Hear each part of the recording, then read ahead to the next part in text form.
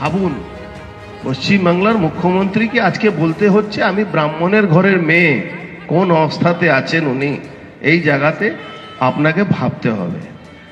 আমি মুর্শিদাবাদ মোথাবাড়ি ঘটনাগুলো রোজ আপনারা দেখছেন, যেটা দেখছেন না সেটা আমি বলছি। আমার ওখানে অনেক লোক থাকে, ধুলিয়ানে থাকে, এই জঙ্গিপুরে থাকে, আমার পার্সোনাল তাদের সঙ্গে রিলেশনের লোককে বলছি। আপনি এখানে পুলিশের, কেন আমি বললাম পুলিশরাও শুনুন আপনারা, আপনাদের একটা এসডিপিও সেদিন মরতে মরতে বেঁচে গেছিল। ওই এসডিপিও ওই পুলিশের সঙ্গে যারা যত লোক ছিল, আমি নাম বললে ওর বেচারা চাকরি চলে যাবে, ও স্পষ্টভাবে বলছে কি যদি বিএসএফ না থাকতো আমরা মার্ডার হয়ে যেতাম। প্রায় 70 রাউন্ড গুলি চলেছে, জানেন? ওই জাফরাবাদে 70 রাউন্ড গুলি চালিয়েছে, প্রায় 250-এর উপরে বোম চলেছে। আপনি ভাবুন কতদিন ধরে প্রিপারেশন চলছিল। ভালো করে জানেন পুলিশরা 1 কেজি বোমের মশলা বানাতে গেলে কতক্ষণ সময় লাগে, কত পিস তৈরি হয়। এই অস্ত্রগুলো আসছে কোথা থেকে? এই পুলিশের লোকেরা অস্ত্র দেয়। এই লাটবাগান থেকে বেশিরভাগ অস্ত্র বেরোয়। আমার ব্যারাকপুরে লাটবাগান আছে না, ওখানে আরমারি থেকে বেশিরভাগ অস্ত্র গুলিগুলো সব বেরোয়। আপনি দেখেছেন ইতিমধ্যে কলকাতা দোকান থেকে অস্ত্র ওই ক্যানিং এ ধরা পড়েছে।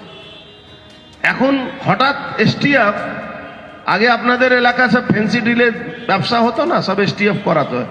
এখন একটু বর্ডার কড়াকড়ি হয়েছে, শান্তনু বাবু অনেক লড়াই ফড়াই করে এখন বর্ডারে আমাদের প্রধানমন্ত্রী ওই ফেন্সিং করছেন, এখন একটু বাধা পাচ্ছে।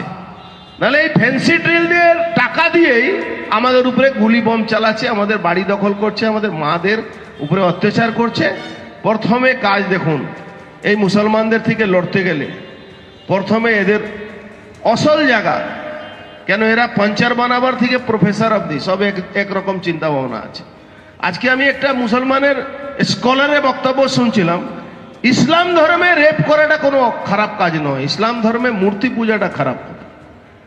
আল্লাহ নাকি বলেছেন রেপ করা কোনো খারাপ জিনিস নয়, খারাপ জিনিস হলো মূর্তি পূজা করা।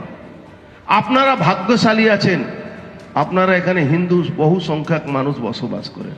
আপনি ভাবুন তো, যে জায়গা হিন্দুরা 10% 15% হয়ে গেছে, বেশিরভাগ বর্ডার জায়গা, 9টা ডিস্ট্রিক্টের বর্ডার এলাকা। আপনি বসিরহাটে চলে যান, আপনার আমাদের এই জেলার মধ্যে বসিরহাট চলে যান তো, কোনো কথা বলতে পারছি না আমরা। ওখানকার বারিক বিশ্বাসের সমানান্তর সরকার চলছে, 9খানা মাফিয়ারা পুরো কন্ট্রোল করছে এই বর্ডার এলাকাটা। আর যখন আমাদের প্রধানমন্ত্রী, আমাদের অমিত শাহজি যখন বর্ডারে ফেন্সিং করাচ্ছেন, মমতা ব্যানার্জি সব থেকে বেশি কষ্ট। কেন? ভাইপো ব্যানার্জি বিজনেসটা, এসটিএফ এর মাধ্যমে যে বিজনেসটা হচ্ছে তো বাধা হচ্ছে। এই বাধার জন্যে আপনি কি ভাবছেন ওয়াকফ বিলের জন্য গন্ডগোল হচ্ছে? না না, মমতা ব্যানার্জি এবার বুঝতে পেরেছেন 33% ভোট কে এক জায়গা রাখতে হবে, সিপিএম কংগ্রেসকে দিলে চলবে না। সেই 33% ভোটের জন্য মমতা ব্যানার্জি এই দাঙ্গাটা করিয়েছেন। একদম আমি বলছি court on court. Mamata Banerjee 176টা মামলা করেছেন, আরো 2টো মামলা করবেন, গাইঘাটা থানারও মামলা করবেন আমার নামে।